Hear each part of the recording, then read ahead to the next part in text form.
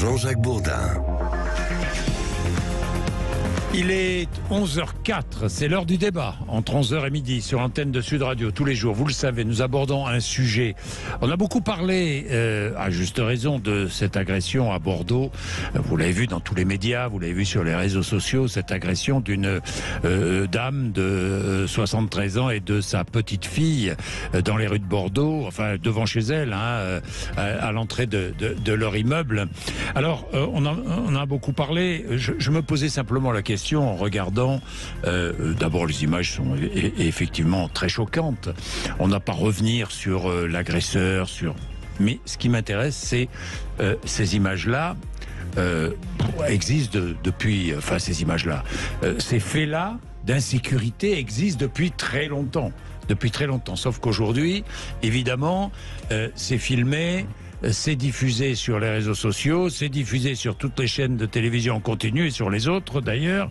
On en parle à la radio. Ça veut dire qu'il y a un écho qui est donné à ce fait d'insécurité qu'on ne donnait pas auparavant. Bien.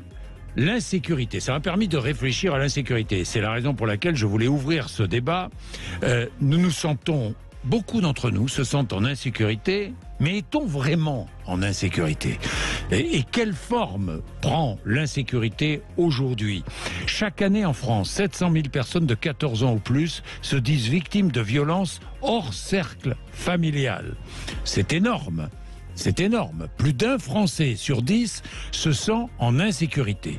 Alors, est-ce que l'insécurité augmente vraiment en France ? Je vous l'ai dit, a-t-elle changé au fil du temps ? Nous allons parler de tout ça avec nos invités.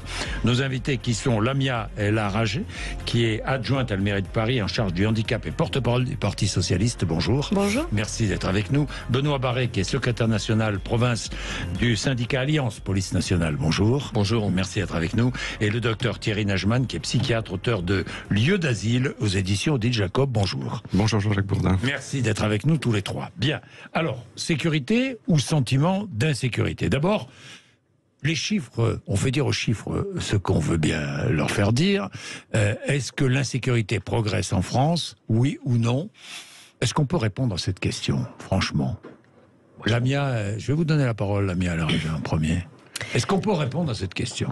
Parce que il y a très vite une exploitation politicienne. Je ne vais pas tomber là-dedans aujourd'hui. Essayons d'être pragmatiques et basons-nous sur des faits. Mais les faits, justement, est-ce qu'on est certain des faits sur lesquels on ouvre ce débat ? Je crois qu'il y a deux choses. Il y a la question relative à celle que vous posez, c'est-à-dire la sécurité.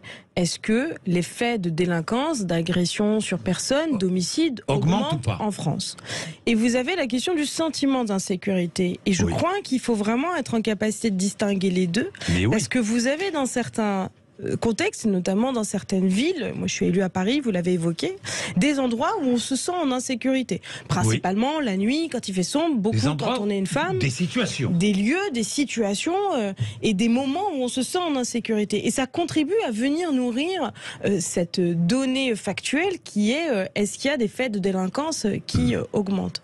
Donc j'ai du mal, moi, à répondre à cette question parce que factuellement, je dirais que non. On a plutôt une stabilisation nationale de l'insécurité. Mais pour autant, il y a un sentiment d'insécurité qui augmente. Et puis l'insécurité a évolué, a changé de forme. Benoît Barré, Non, moi je vais pouvoir vous répondre très clairement. Oui, l'insécurité a augmenté. Je veux dire, c'est pas la peine de tourner autour du pot. L'insécurité a augmenté, très clairement. C'est clair. En tout cas, moi je l'ai déjà parlé pour les forces de l'ordre. Et puis après, je lisais un article sur Le Point. Là, je peux parler des médecins, de l'hôpital. Je peux parler des gens qui sont sur la RATP, l'augmentation des violences. J'ai quelques chiffres. Les violences commises à l'encontre des forces de l'ordre, c'est plus 142%. Entre 2000 et 2020, plus 142%. Je crois que les chiffres sont là. Effectivement, on ne peut plus parler de sentiment d'insécurité. Lorsque vous voyez... Oui, mais par exemple, quand je regarde les chiffres sur les homicides, ils sont en baisse. Il y a deux types. L'insécurité, c'est un grand mot. Il y a les crimes, vraiment, ce qui est le pire. Peut-être que les formes d'insécurité ont changé. Voilà, en fait, c'est vraiment... Tout à fait. En fait, la délinquance crapuleuse du quotidien, elle a augmenté, très clairement, aujourd'hui. Si vous discutez avec des médecins, aux urgences qui sont de plus en plus agressés, des professeurs qui viennent prendre des tartes et des claques parce qu'ils ont mis une mauvaise note à un élève. Ça, c'est factuel.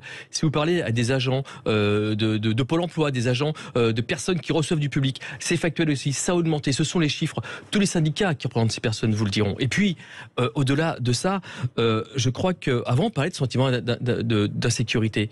Mais lorsque vous voyez les gens, lorsque vous demandez aux gens de témoigner, lorsque les gens vous disent, bah oui, pour nous, on a besoin d'une réponse pénale plus ferme, c'est évident que les syndicats de police, on le dit. Mais il y a aussi les gens qui le disent. Les personnes qui sont sondées les disent de plus en plus. Quand vous voyez, aujourd'hui, il n'y a pas une journée où il n'y a pas une agression. Pas une journée, c'est du factuel. Sauf qu'aujourd'hui, on le sait, et que dans le passé, on le savait moins. Évidemment, vous avez raison. Aujourd'hui, entre les réseaux sociaux, je le disais tout à l'heure, ce qui s'est passé à Bordeaux, il y a 30 ans ou 40 ans, on n'en aurait peut-être même pas parlé. D'abord parce qu'on ne l'aurait pas su. Alors, on n'en aurait pas parlé. Vous avez les réseaux sociaux qui sont un facteur d'exacerbation aussi, des tensions et de valorisation de certains faits. Mais si je peux me permettre, juste pour rebondir sur ce que vous dites, il y a quand même deux choses. Vous avez raison de l'évoquer. Il y a de plus en plus d'agressions qui concernent des représentants de l'autorité de l'État. Complètement. Et c'est peut-être pas tout à fait la même chose avec des faits de délinquance, de criminalité, d'agression, je dirais, populationnelle. Est-ce que les violences les plus... Alors on va demander, est-ce que les violences les plus graves diminuent ? Alors, les crimes, oui. C'est certain. Par contre, les coups et violences volontaires hors crime, les chiffres sont là également. Alors moi, c'est pas moi qui les fait les chiffres. L'Observatoire des délinquants, je vous donne. En 2020, c'est 274 300 coups et violences volontaires. En 2021, c'est 300 700. Ça veut dire que les agressions sur les personnes augmentent très clairement. Mais par exemple, que les vols de véhicules baissent, que les vols, parce que c'est une autre insécurité qui. C'est pour ça que je disais qu'elle a changé. Complètement. Mais nous, on le voit. Les forces de l'ordre, on le voit. Le nombre d'appels 17. Le nombre d'interventions des policiers, c'est au quotidien. Lorsque vous voyez qu'aujourd'hui, malheureusement, si vous faites un constat amiable, vous ne savez même pas comment ça va finir. Quand vous voyez le nombre de différents familiaux qu'on gère au quotidien avec des personnes qui agressent, parce qu'aujourd'hui, le gros problème, en fait, je pense que c'est sociétal. Il n'y a pas de réponse, complète à ce phénomène. C'est une réponse globale. Il y a déjà un problème sociétal. En plus, je crois que vous êtes docteur, et ça, c'est extrêmement important. Il y a aussi ce côté psychiatre, c'est que c'est quelque chose d'extrêmement important parce qu'on se rend bien compte qu'on a affaire aussi à pas mal de personnes qui ont des troubles à ce niveau-là. Et je crois que c'est bien d'avoir un docteur qui pourra nous expliquer ça. Et notamment la prise en charge des troubles psychiatriques, qui est en déficit en France. Évidemment, docteur Najman. Oui, alors je crois que l'intérêt de votre émission, c'est que elle nous permet d'essayer de prendre un peu de recul, un peu de hauteur et de ne pas réagir sous le coup de l'émotion ou de façon seulement idéologique. Donc c'est intéressant de se tourner peut-être vers un certain nombre de travaux de chercheurs qui peuvent nous aider à apporter des éléments de réponse à la question que vous venez de soulever. Mais la première question, est-ce qu'on a des nouvelles de cette femme qui a été agressée et de sa petite fille? Est-ce qu'on sait si elle se porte mieux aujourd'hui? Oui, on sait qu'elle se porte mieux. Bon, elle était venue à Bordeaux, j'ai regardé de près, elle était venue à Bordeaux pour passer quelques jours avec ses enfants et ses petits-enfants. Voilà. Et elle va mieux. Ça va mieux aujourd'hui. Mais le choc traumatique est là, et notamment chez l'enfant de 7 ans. Complètement. C'est horrible, parce qu'on parle beaucoup, beaucoup de cette dame de 73 ans, mais on oublie qu'il y a un enfant qui a été victime de l'agression. 7 ans, elle a 7 ans. Un bébé de 7 ans. Les blessures invisibles vont être importantes. Voilà. Oui, alors je crois que vous avez raison de distinguer le sentiment d'insécurité et la sécurité. C'est ce que nous disent également les sociologues, par exemple, qui travaillent sur le sujet. Le sentiment d'insécurité, c'est une émotion et qui, en réalité, dans les travaux de recherche, semble très décorrélé des risques réels. Donc c'est un sujet qui mérite vraiment d'être abordé dans toutes ses nuances et toute sa complexité, parce que chaque mot compte, et quand on... J'ai envie de vous poser une question, docteur. D'où vient ce sentiment d'insécurité? Nous avons tous un sentiment d'insécurité. Et je veux dire, si nous questionnons, après avoir regardé un film d'horreur dans le noir, à votre domicile, si juste après avoir regardé un film d'horreur à minuit, on vous demande si vous vous sentez en insécurité, je suis pas sûr que vous allez apporter la même réponse que si on vous pose la question tranquillement maintenant. Et il y a toute une série de paramètres psychologiques et sociétaux, environnementaux, qui vont interférer. On sait que lorsqu'on fait un sondage pour interroger les individus, les citoyens sur le sentiment d'insécurité en fonction de leur âge, en fonction de leur sexe, en fonction d'une multitude de paramètres. Les gens ne vont pas répondre la même chose en fonction du lieu où ils vivent. Et paradoxalement, des personnes qui vivent dans un endroit très paisible vont avoir une sensibilité exacerbée au moindre événement et vont pouvoir répondre qu'ils ont un sentiment d'insécurité beaucoup plus fort dans un endroit finalement qui est plutôt prospère, dans un lieu plutôt très serein. fréquenté. D'ailleurs, est-ce que nous disent à cet égard les sociologues finalement quand vous regardez les travaux, c'est que nous vivons dans un pays somme toute plutôt paisible. Donc c'est intéressant d'examiner ça. Mais c'est paradoxal. Mais oui, ça peut sembler paradoxal, mais justement, c'est intéressant d'essayer de prendre ce recul-là. Parce que quand vous me demandez, mais est-ce que l'insécurité augmente? Mais par rapport à quand? Je veux dire, je suis pas sûr que si vous comparez la situation de la France aujourd'hui avec le début du XXe siècle ou la fin du XIXe, vous allez avoir le sentiment que l'insécurité s'est dégradée. Oui. Enfin, que la sécurité s'est dégradée, je veux dire. Oui. C'est donc voilà, il faut vraiment est-ce qu'on peut dire qu'on est à la fois plus en sécurité qu'il y a 50 ans ou 100 ans, mais qu'en même temps, on voit dans les faits une montée d'une insécurité. Mais ce que je veux dire, c'est que le sentiment d'insécurité est nourri aussi par d'autres anxiétés. L'anxiété climatique, l'anxiété du travail, la charge sociale qui aujourd'hui... Non, je ne sais pas. Enfin bon... Oui, et il y a effectivement une multitude de facteurs et de discours politiques également qui vont venir et puis la situation internationale, ce qu'on voit, les images que l'on reçoit qui sont tellement plus nombreuses qu'avant. C'est ça, donc l'anxiété augmente à raison d'un certain nombre de discours extrémistes et on entre dans une sorte de cercle vicieux. Où les discours extrémistes simplificateurs, haineux, surfent sur ce sentiment d'insécurité et sur un certain nombre d'émotions et viennent en retour les amplifier. Et effectivement, on ne manque pas de paramètres. Et vous avez raison de poser la question également de l'influence, de la profusion d'informations. On pourrait d'ailleurs, à cet égard, se poser la question... Est-ce raisonnable, est-ce utile et comment des images d'un interphone, je crois, parce que les images qui circulent, dont vous parlez, les images qui circulent d'agression de cette dame de 73 ans et de sa petite fille, comment se sont-elles retrouvées finalement sur les réseaux sociaux? Je vais vous dire, c'est l'ancien maire de Bordeaux qui les a mis sur les réseaux sociaux. Oui, mais alors parce que vous Nicolas savez que nous sinon on interrogeait parce qu'il était avec nous hier matin, et il nous le disait. Il le disait d'ailleurs, franchement. Mais savez-vous que c'est une infraction au code pénal que de diffuser des images de cette nature? Elles ont été très vite floutées par tous les médias, mais pas au départ. Mais vous vous rendez compte de la responsabilité pour le coup en tant que responsable politique. Donc c'est l'ancien maire de Bordeaux qui diffuse des images sans le consentement des parents de la victime, sans les victimes en question, des images par ailleurs d'une rare violence et sans flouter leur visage. Moi je trouve ça sincèrement totalement irresponsable. Elles ont été floutées a posteriori. La famille, pardon, je vous coupe, la famille s'est exprimée, la famille des agressés, de la dame et de la petite fille, et a demandé à chacun de respecter leur intimité et surtout de ne pas exploiter politiquement les images de cette agression. Voilà, c'est ce qu'a demandé la famille. Bien sûr, mais ils ont tout à fait raison. Après, factuellement, je crois que le débat se pose, et ça a été très bien rappelé ce matin par Chloé Morin, sur le débat qu'il y a pu y avoir sur l'exploitation politique. Enfin, c'est pas le sujet. C'est un fait, entre guillemets, divers. Pardon, mais c'est pas le sujet, l'exploitation politique, je suis d'accord. Je veux pas du tout minimiser le ressenti des familles, mais je crois qu'en tant que responsable politique, en tant que citoyen, par ailleurs, on a le droit de poser la question que vous posez, que vous évoquez, parce que c'est une source d'angoisse pour un certain nombre de personnes qui vivent dans notre pays. Je pense qu'il est peut-être bon aussi de diffuser ces images-là. Alors on va en parler. Est-ce qu'il est bon ou pas? Ça va nous permettre d'avancer dans notre débat. Mais il est déjà 11h18, il faut que j'observe une petite page de pub, puis vous allez pouvoir prendre la parole à tour de rôle. Attendez. Jean-Jacques Bourdin. Bien, Benoît Barré, arrêtons-nous sur ce qui s'est passé à Bordeaux. Les images ont été récupérées, ce sont des images de l'immeuble, si j'ai bien compris. Moi, ce qui me choque, alors évidemment, je vais pas après le maire a décidé, en son âme et conscience, l'ancien maire a décidé en âme et conscience de diffuser sur les réseaux sociaux. On sait très bien ce qui se passe sur les réseaux sociaux. Mais moi, ce qui me choque, c'est pas tellement ça. C'est ce qui me choque surtout, c'est l'agression.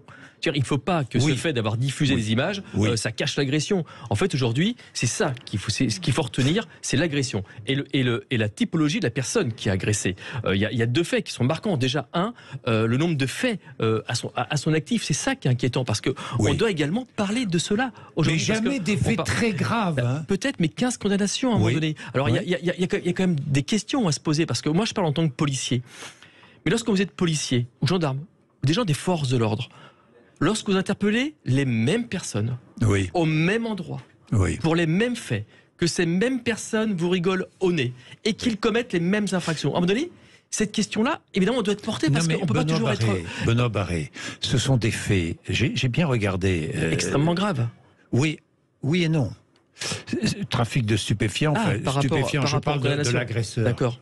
Évidemment que l'agression est très grave, je suis d'accord. Mais l'agresseur, qu'est-ce que vous voulez faire? Vous voulez le mettre 10 ans en prison? Alors parce qu'il a commis des faits répréhensibles au volant de sa voiture, ou parce que à cause de la prise de stupéfiants ou du trafic de stupéfiants? Très clairement, moi je vais vous répondre. Aujourd'hui, en France, on s'est éloigné de la valeur de la peine. À quoi sert une peine au final? C'est vrai la question. Alors moi je suis pas philosophe, je suis policier. La fonction de la peine, au sens propre de la fonction de la peine, elle a plein de fonctions de la peine, parce qu'on n'en parle pas. La première fonction de la peine, évidemment, c'est la neutralisation. Mais on ne parle pas le fait de faire en sorte que cette personne ne puisse pas recommencer. Ensuite, il y a la dissuasion. C'est-à-dire que une peine doit faire en sorte que... Je vais juste finir. Et ensuite, il y a la réparation. Les victimes, parce que c'est des victimes dont on doit parler. Nous, on est flics. Moi, je suis flic. Et honnêtement, la première catégorie de personnes qui est pour moi principale pour tous les policiers, ce sont les victimes. Mais lorsque vous voyez que les auteurs d'infractions en France, quelles qu'elles soient, les trois fonctions que j'ai données de la peine n'existent pas ou n'existent peu. Mais ça, c'est un vrai sujet. C'est un vrai sujet. Bruno Barré, le vrai sujet, me semble-t-il, vous avez raison sur les antécédents judiciaires de cet homme, mais le vrai problème, c'est la prise en charge psychiatrique. Parce que, mais cet homme, on savait qu'il avait des antécédents psychiatriques graves. Mais c'est pareil, si je peux me permettre. Et finalement, j'ai pas l'impression qu'il a été particulièrement suivi. C'est ça je vais demander au docteur Najman. 30 secondes, mais c'est ça qui est dingue. C'est qu'en fait, après coup, la famille de l'auteur se réveille en disant on savait qu'il était instable, on savait qu'il n'avait pas pris son traitement, on savait qu'il a déjà été condamné. Et en fait, beaucoup de personnes savent qu'une personne comme ça est instable, se trouve sur la public, la justice devait le savoir, puisqu'il a été condamné plusieurs fois. Et au final, on se rend compte de quoi? Mais après, l'enquête le déterminera, c'est que cette personne commet un acte innommable, alors que manifestement, plusieurs personnes savaient. Et alors, vous vouliez faire quoi? L'enfermer par mesure préventive? Alors là, il y a la prise en charge psychiatrique peut-être largement insuffisante. Mais le problème, c'est aujourd'hui, on a des problématiques relatives au fonctionnement du système hospitalier psychiatrique. Encore, je vois que vous réagissez avec beaucoup d'émotions, mais je pense que ça aide pas tellement la réflexion scientifique. Parce que nous dit la science dans ce domaine? Il n'y a finalement pas de lien entre la maladie mentale et la dangerosité d'un individu. D'accord. Toutes les enquêtes, alors je sais que ça peut déconcerter, mais vous venez de tenir toute une kyrielle de propos qui sous-entendent qu'il y aurait plus de dangerosité. Non, c'est pas le cas. Et qu'il y aurait chez les personnes qui souffrent d'une maladie mentale plus d'actes délictueux ou criminels. Ce qui n'est c'est vrai ou faux? C'est faux. C'est faux. C'est même l'inverse. Les études montrent que les personnes qui souffrent de maladies mentales, et puis disons les choses telles qu'elles sont. On parle de schizophrénie, on parle de bipolarité, on parle de personnalité borderline. Eh bien, ça représente quoi dans la population française aujourd'hui? C'est extrêmement répandu dans la population française. La schizophrénie, ça concerne à peu près 1,5% de la population dans tous les pays du monde. 1,5% de la population française est schizophrène. À la louche, 800 000 personnes souffrent de schizophrénie. La bipolarité, c'est au moins du même ordre. Donc, vous voyez, ça représente des millions finalement d'individus quand on additionne les différentes maladies mentales. Et les études montre que effectivement, il n'y a pas plus de délits ou de crimes commis globalement par la population générale que par les gens qui mais par contre, les malades mentaux sont l'objet de maltraitance et sont finalement victimes beaucoup plus souvent que la population générale. Donc, si vous voulez, docteur Najman. Voilà. Et si vous voulez, et je voudrais dire une autre chose. Mais on connaissait quand même les antécédents psychiatriques de cet homme. Oui, mais si vous voulez, la prise en charge était donc défaillante. Alors, oui ou non? Effectivement, passons peut-être du niveau collectif de la réflexion à l'échelle plus individuelle d'un individu. Oui. En effet, cet individu, semble-t-il, n'avait plus de soins, d'après ce que l'on peut lire dans la presse. Oui. Et ça serait intéressant d'avoir un certain nombre de détails à ce sujet, parce que vous connaissez l'état de nos hôpitaux. Et en particulier de nos hôpitaux psychiatriques. Donc cet homme n'était-il pas finalement dans une sorte d'abandon du système de soins?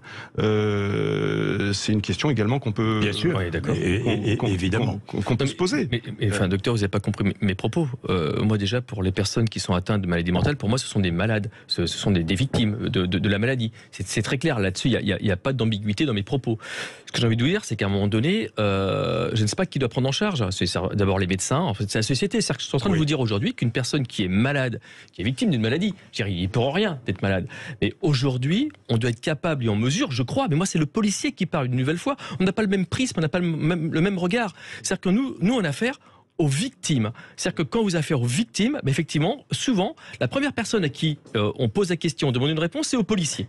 Et le policier, vous savez, d'être flic, d'être gendarme, c'est extrêmement compliqué. Vous avez affaire à des interventions très compliquées, très traumatisantes. Des suicides, des morts, des agressions, des viols. C'est ça, la vérité. Et nous, ce qu'on est en train de vous dire, c'est qu'effectivement, ce sujet du traitement de la maladie mentale, ça doit être traité. Alors bien sûr que les médecins le font, mais il y a aussi le système carcéral. Prison, c'était pas forcément la bonne réponse. Je vois ce qu'on m'a dit tout à l'heure, c'est peut-être pas forcément la bonne réponse.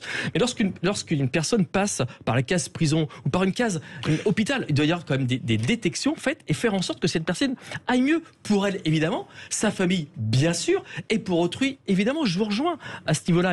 On n'a pas de sujet par rapport à ça. Bien, Lamia à la rage. Je tenais à préciser mes propos, docteur. Lamia à la rage. Je voudrais juste réagir pour le coup, parce que je crois qu'il y a du vrai, évidemment, dans ce que vous dites, et c'était un peu provoque, en fait, ma question, quand je vous ai dit, mais vous voulez l'enfermer par mesure préventive. En fait, ce n'est pas possible en France de le faire. Vous l'avez évoqué, les condamnations qui ont eu lieu auparavant sont des condamnations, attention, je mets beaucoup de guillemets, moins graves évidemment que ce qui s'est passé là. Le vrai sujet, je pense, c'est qu'aujourd'hui, on a un système hospitalier qui est en train de s'effondrer complètement.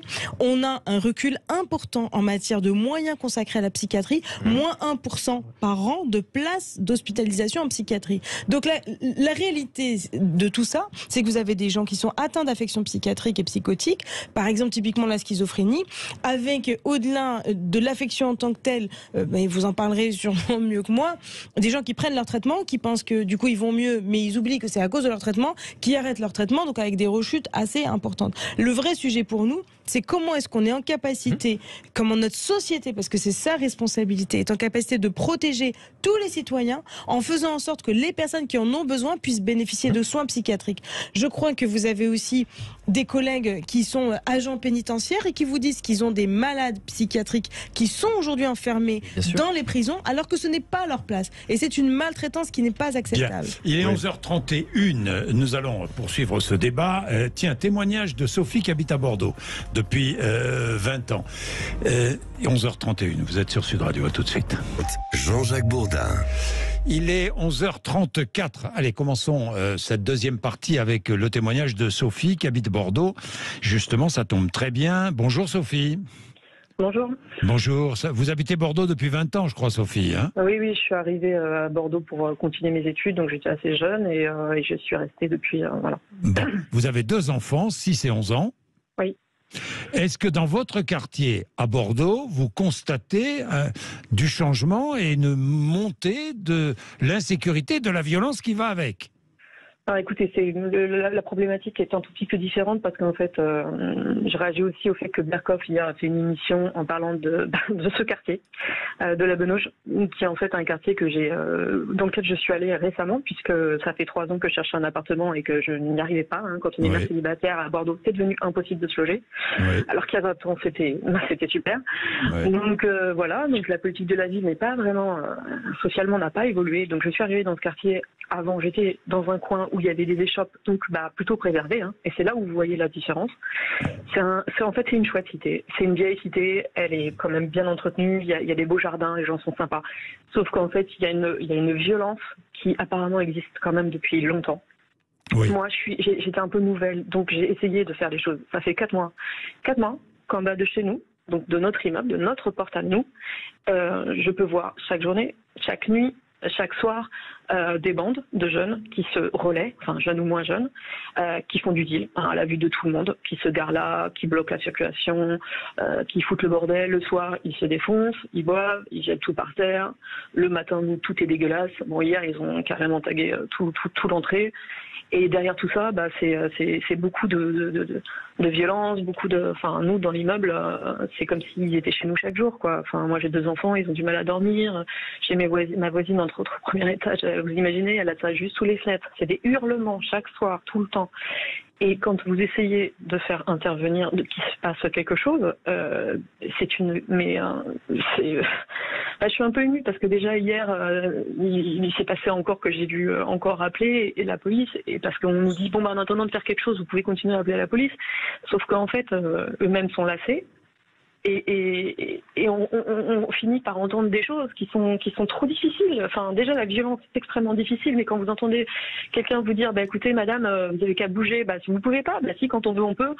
Voilà la seule solution qu'on nous donne, voilà la solution que nous donnent les bailleurs, que nous donne tout le monde, c'est vous voulez pas rester, partez. Sauf que nous on n'a pas le choix. Et cette violence là, elle n'est pas enrayée. Je ne sais pas pourquoi. La mairie, ceux qui doivent gérer ça, je ne sais pas. Pourtant, on en a fait des choses, on a essayé vraiment, on a fait des réunions, etc. Et il se passe rien. Et je suis pas étonnée que, franchement, honnêtement, qu'à Bordeaux, ça ait beaucoup changé parce que ça a été vendu. Il y a eu des milliers de constructions qui ont été faites. Nous, on a doublé la population à la Bastide. Et derrière, ça ne suit pas. Les écoles ne suivent pas. Pour aider les jeunes, ça ne suit pas. Oui, ceux qui ont vendu, ils se sont fait du fric. Ça, les gros groupes Atlantiques, etc., ils se sont fait du fric. Mais ceux qui sont là sur place, non. Donc, qu'est-ce qui se passe ? Il y a une tonne de population qui arrive. Rien derrière pour gérer ça. Et c'est sûr, la montée de la violence, ça va continuer. Dans les hôpitaux psychiatriques, il n'y a pas de place. La police ne peut pas se déplacer. Personne ne semble pouvoir rien faire. Voilà, c'est tout. Voilà. On est et donc l'insécurité, non seulement l'insécurité, le sentiment d'insécurité et l'insécurité progresse. Ce n'est pas qu'un sentiment d'insécurité. Voilà, j'ai compris, Sophie. Alors là, c'est très clair. Le témoignage, parce que ce que dit Sophie, une autre habitante ou un autre habitant, je ne sais pas, d'une autre grande ville française pourrait le dire. En fait, dans un quartier, Sophie, un quartier qui est par ailleurs agréable à vivre. Mais il pourrait être ce quartier, c'est un vieux quartier, les gens y habitent depuis très longtemps, donc oui, il y a plein de choses, il y a une bibliothèque, il y a des gens qui essayent de faire des choses, vraiment, mais il y a ce phénomène qui fait qu'on est piégé, quoi, on est piégé, personne ne veut rien faire, tout le monde me dit, on essaye, on va essayer, on verra, mais ça continue pour nous, quoi, moi je sais pas. Et puis en plus de ça, c'est clair, la ville, quand je vais en ville, mais je vois bien, il y a 2 fois plus de population, c'est une masse de population. Et oui, ils ont fait plein de choses. Ils ont fait le musée du vin. Nous, on n'a pas eu de piscine pendant 7 ans à la Bastide. C'était le seul truc qu'on avait. Donc voilà. Non, au niveau social, ça ne suit pas. Mais non. Et comment voulez-vous aider des populations déjà pour qui c'est difficile s'il n'y a rien pour eux? Alors il y a de l'argent à Bordeaux. Oui, ça, il y a de l'argent. Les Chartrons, il y a de l'argent. Ça, on est tous choqués de ce qui peut se passer à droite à gauche dans la ville. Mais il ne faut pas oublier que une ville, c'est pas seulement le musée du vin, etc. Bien sûr. Merci pour votre témoignage, Sophie. Il est très éloquent. Merci. Lamia, vous êtes adjointe à la mairie de Paris. Oui, tout à fait. Mais ce qui se passe à Bordeaux, ça se passe à Paris aussi, dans certains quartiers. Ça se passe à Paris dans certains quartiers, notamment les quartiers populaires. Et c'est ce que on appelle les incivilités du quotidien, qui contribuent à ce sentiment d'insécurité, qui parfois peuvent se traduire en agression, en altercation. Mais l'incivilité, c'est une insécurité. Pardonnez-moi. Exactement, bien sûr. C'est pour ça que j'ai dit ça vient nourrir ce sentiment d'insécurité. C'est pas le sentiment, là. C'est une réalité. Et ça touche principalement les habitants des quartiers populaires. Et c'est totalement injuste. À Paris, nous avons fait le choix de mettre en place une police municipale parisienne qui n'existait pas auparavant. Nous en sommes désormais à 1000 agents. Mais je rappelle quand même que la sécurisation... Après de longues réticences quand même de la mairie et notamment de la gauche vous à Paris. Vous savez quand même qu'il y avait un statut particulier à Paris qui existe encore et qu'il a fallu une modification législative pour réussir à faire aboutir il a fallu changer les esprits municipale. Aussi. Il a fallu changer les esprits, c'est là aussi la preuve qu'on sait être constructif et qu'on peut avancer tous ensemble dans l'intérêt des Parisiennes et des Parisiens. Je rappelle quand même que la sécurisation de l'espace public, c'est du ressort de la police nationale. Et pour le coup, pour avoir été anciennement adjointe en charge de la sécurité dans le 20e arrondissement, je peux vous dire que pour échanger quotidiennement avec les représentants des forces de l'ordre, il y a aussi un vrai sujet sur la question des effectifs et aussi sur la politique de maintien de l'ordre, où on n'est pas sur une notion de police de proximité, déjà d'une part, et où au-delà de ça, il y a des difficultés à être en capacité d'être présent partout. Je vais prendre chez moi la porte de Montreuil typiquement, où nous souhaitons mener un grand projet de réaménagement urbain, justement pour aider à apaiser l'espace public en le réaménageant, mais ça ne pourra pas se faire si on n'a pas un renforcement des effectifs policiers. Alors, Benoît Varé. Je vais réagir à pas mal de propos. Déjà, la première erreur que commettent beaucoup de politiques et beaucoup de personnes, c'est ce terme incivilité. Moi, je m'y oppose. L'incivilité, lorsqu'on tague, lorsqu'on casse, c'est pas l'incivilité, ce sont des délits. Arrêtons de parler d'incivilité pour parler de délit. Ça, c'est la première erreur. Elle parlait des jeunes qui squattaient en bas de chez elle. C'est pour ça que je parlais d'incivilité. Qui squattaient, qui squattaient, qui taguaient, en fait, qui bousillaient le hall d'entrée. Donc ça, qui se droguaient, qui s'abonnaient à des trafics de drogue. Qui participaient à un trafic de Exactement. Donc ça, ce ne sont pas des incivilités. Chaque mot a un sens. Je ne suis pas médecin, je suis policier. Depuis des années, on est en train d'essayer de descendre la réalité de ce qui se passe. Faut arrêter de la politique de l'autruche et de se mettre la tête bien tranquillement dans un trou en ne regardant pas ce qui se passe. Aujourd'hui, le témoignage est édifiant. Arrêtons de parler d'incivilité, je ne peux pas l'accepter. Ce sont des délits. Une incivilité, c'est lorsqu'on rentre dans la boulangerie qu'on ne dit pas bonjour et lorsqu'on part, on ne dit pas au revoir. Ça, c'est une incivilité. Oui. Aujourd'hui, les délits des crimes, ce sont des infractions graves. Ça, c'est la première chose. Parce que quand on parle d'incivilité à des personnes qui vivent au quotidien l'enfer et qui se disent au final, la seule solution que j'ai, c'est partir du je suis, ça, c'est inacceptable. La première erreur politique des personnes, c'est ce terme incivilité. Il faut cesser avec ça. Ça, c'est la première chose. La seconde chose, j'ai entendu la lassitude, et elle a très clairement expliqué, et exprimé en tout cas, la personne qui a témoigné, c'est la lassitude des forces de l'ordre. Ben oui, la lassitude des forces de l'ordre. Pourquoi ? Parce que c'est ce que j'ai dit tout à l'heure, Jean-Jacques, il n'y a pas de réponse pénale. Cette réponse pénale, depuis des années, on est dans une situation où on ne condamne pas en France. On ne condamne pas en France. Je veux dire, c'est pas un scoop. Bon, les personnes qui me disent... Premier délit, immédiatement condamnation forte. Aujourd'hui, premier délit, première infraction, il doit y avoir une réponse pénale. Ensuite, on peut discuter de la réponse pénale. Pour nous, les Pays-Bas, eux, ils ont pris une politique pénale très claire. Des courtes peines, prononcées de façon rapide. Les peines sont plus courtes, mais elles sont plus rapidement prononcées. Effectives, elles sont plus rapidement, elles sont effectives. Vous parlez de peines d'enfermement ? Je parle de toutes les peines, enfermement ou autres. Vous savez, il y a d'autres pays. Alors, on va me dire, ou travaux d'intérêt général. Voilà, plutôt travaux d'intérêt général. Non, alors c'est pas plutôt, c'est et. Moi, pour moi, il n'y a pas une meilleure peine que l'autre, mais c'est et. Par contre, les infractions, très clairement, il n'y a pas de et. Les infractions des violences commises contre les personnes, là, il n'y a pas de et. C'est pas un tige. Non, c'est pas vrai. C'est pas une d'excuses. Vous vous rendez compte, Jean-Jacques, qu'on a vu, nous, dans la police nationale, des juges qui prononçaient suite à un outrage, suite à des violences faites à des policiers, de rédiger une lettre d'excuse aux fonctionnaires de police. Attention, on va où ? Tu frappes un policier, tu fais un petit mot d'excuse. Désolé, j'étais pas bien, j'étais énervé, j'ai frappé. Non, c'est pas ça, la justice en France.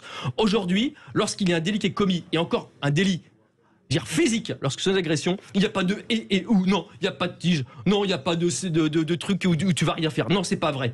Et en plus, en France, le tige, il n'est pas obligatoire, vous le savez très bien. Oui. Et puis en France, lorsque vous êtes victime d'une infraction, parce que c'est dommage qu'on n'entend pas des personnes témoigner victimes d'une infraction en France, parce que c'est ça qu'il faut aussi entendre. Les victimes, parce qu'on peut tous être victimes, nous-mêmes, nos proches, notre famille.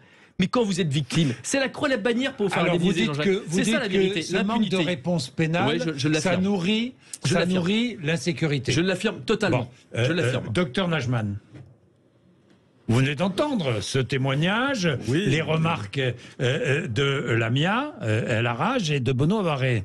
Oui, mais... Votre réflexion ma réflexion, elle se fait à plusieurs niveaux, mais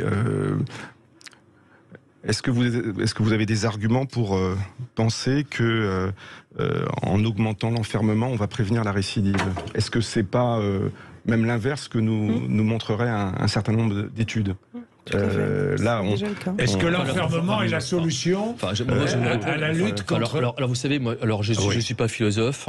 C'est vous qui tout à l'heure disiez qu'il fallait revenir sur la question philosophique de la peine. Moi, je vais vous répondre très clairement. Oui, la peine, je vais répondre très clairement. Moi, je préfère voir une personne qui a commis des exactions très graves en prison que dehors. Ça, c'est la première chose, je l'affirme, c'est très clair. Après, vous me dites, est-ce qu'on a du recul? Bah oui, on a du recul. La récidive, c'est un autre sujet. D'ailleurs, vous savez... Non, c'est pas un sujet marginal. On parle de la peine de prison, on parle de la récidive, c'est un autre sujet. Non mais moi je vais répondre parce que bien souvent, c'est primordial, c'est primordial. C'est pour ça, c'est primordial. Et de la récidive, nous ce qu'on souhaite en tout cas, nous ce qu'on souhaite aujourd'hui la récidive, c'est que cette question doit être posée par tous les professionnels. Mais pourquoi il n'y aurait pas une enquête parlementaire par rapport à ça sur la question de la récidive? Pourquoi? Il y a un certain nombre de rapports parlementaires. Oui, des rapports, mais pas une enquête, parce qu'on sait tous. On parlait tout à l'heure de ça. Un rapport vient en général répondre à une enquête. Oui, bien sûr, mais les rapports, il y a combien de rapports en France? Il y a combien de rapports? On va pas se débattre de ça. Il y a combien de rapports en France? En fait, nous, ce qu'on souhaite aujourd'hui, c'est que la question de la récidive est effectivement posée. Quelles réponses sont pas apportées? Et aujourd'hui, le gouvernement qui travaille sur la réponse des récidives avec un nouveau système, notamment ce qu'ils appellent le SAS, c'est-à-dire qu'ils prennent des personnes condamnées à lourde peine et ils tentent de les faire sortir, de faire venir l'éducation nationale, des choses comme ça. Donc il y a des réponses. Mais aujourd'hui, la récidive, bien sûr qu'elle doit être portée. Mais moi, je considère qu'il y a aussi des pays qui ont décidé de faire une peine pénale très ferme. Il y a pas un les Pays-Bas, pas les USA, et ça fonctionne, la récidive. Et ça fonctionne. Dans le cas de lourdes peines, mais il est vrai qu'il y a moins de travail sur la récidive parce que les services sociaux sont pas suffisants, parce que les services psychiatriques ne sont pas suffisants, parce que donc la récidive dans le cas de délits moins graves, c'est bien plus difficile à traiter. Ah oui. En plus, les acteurs, les auteurs de ces délits ou crimes sont plus jeunes. Bien souvent, sont mineurs, bien souvent. Donc, traiter la récidive là, c'est beaucoup plus difficile. Oui. Et puis, je suis un petit peu embêté parce que tous les ans, en France, nous avons des journées sur la déstigmatisation de la maladie mentale.